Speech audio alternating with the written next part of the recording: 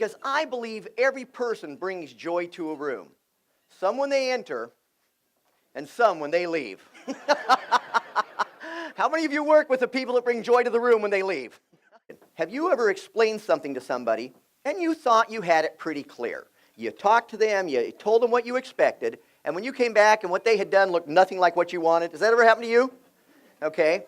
On the other hand, has somebody explained something to you and you thought you had it and you did exactly what they told you to do? And when they came back and they said, that's not what I wanted, does that ever happen to you? Okay, a few of you still haven't raised your hand. Raise your hand if you won't raise your hand no matter what I say.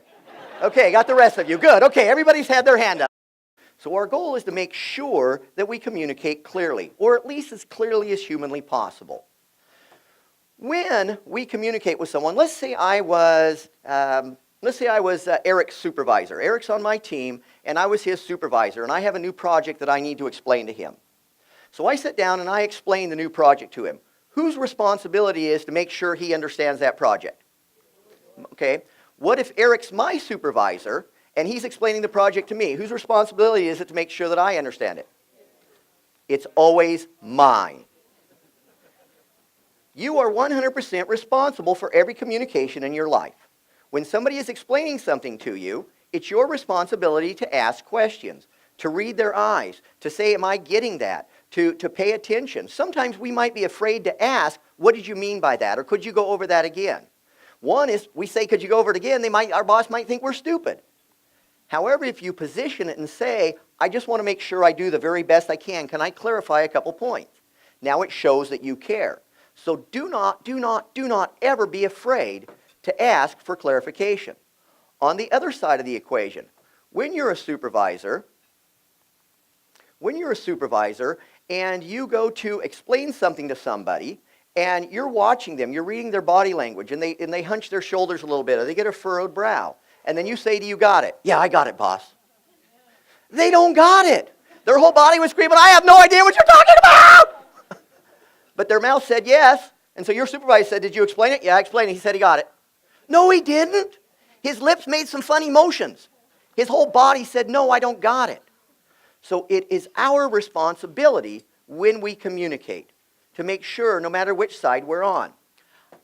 Even what I do now, for the last almost 15 years, I've been feeding myself training this type of thing. And the reality is, I still drop the ball. I was at a hotel not too long ago, and I got there pretty early in the morning, and the banquet team was not there yet. So I was getting everything laid out, run all of my cords, and get all of my projectors and everything set up. And I went up to the front desk. I said, can anybody help me? I need a little bit of help in my conference room. And they said, well, the banquet team doesn't get in till 9. Well, my conference started at 8, so that was a challenge. So I said, okay, what are we going to do? The front desk said, let me see what I can do. So they sent a young man from the kitchen.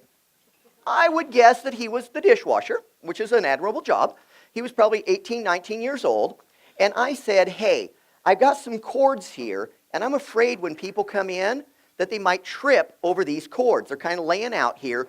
Could you tape these cords down so that, nobody that comes in, especially if a lady has heels, she might snag on it, or a gentleman, it might roll under his feet. So could you please tape these cords down so they're a little bit more safe? He said, absolutely. So I go up to my room to get the rest of the equipment that I needed.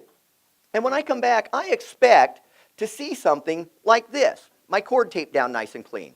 Or maybe something like that. Not quite as good, not quite as quality a tape. Or even something like that. This is what I got.